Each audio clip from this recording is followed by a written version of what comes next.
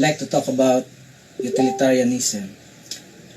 Utilitarianism as a moral theories about how you minimize the suffering in the world. The most important concept with regard to utilitarianism in that sense is the idea of utility. Now, what is the meaning of utility? By utility, we mean benefit, advantage. In this regard, an act that is worth doing is that which is most beneficial. And so, we have to contrast pain and pleasure.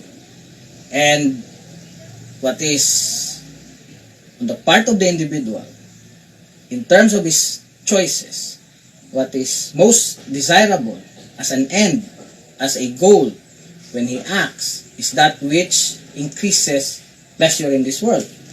And so, if the individual experiences something that is uncomfortable, if there is that burden that he experiences, the desire naturally is to do away with this burden because he thinks of his or her happiness. Pleasure in that sense is the currency of the moral good. What utilitarian moral theories invoke is a calculus.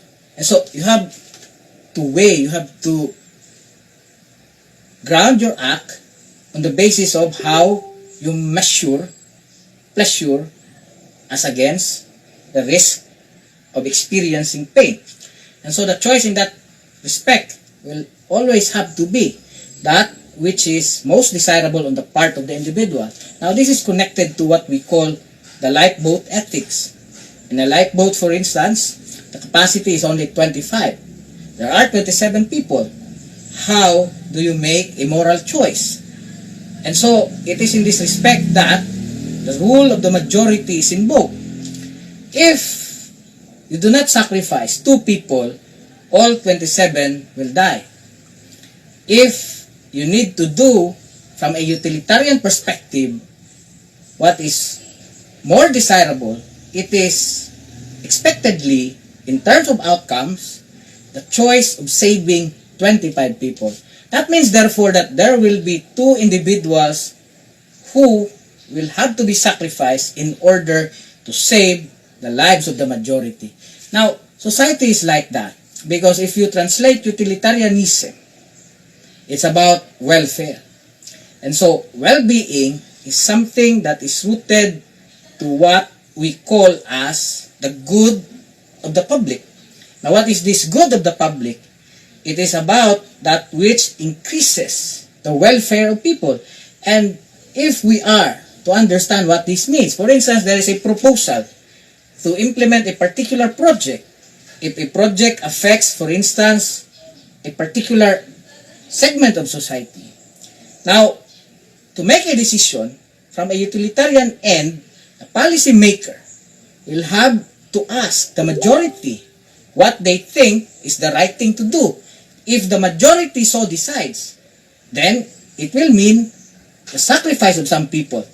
And so, in that respect, it's about the advantage and the disadvantage. Say, you put up a coal-fired power plant. There are a lot of things at stake. The environment, the economy. Now, if a country is poor, the priority of that country will have to be the creation of jobs. And yet, we understand that there are also repercussions to the environment. And so, a leader will have to make a choice on the basis of what he deems, in terms of preference, more beneficial on the part of the population. This is what utilitarianism is all about. And so, theories of justice are critical of utilitarianism because it means the sacrifice of some people. And when you sacrifice even a single individual, it violates the very principles of justice.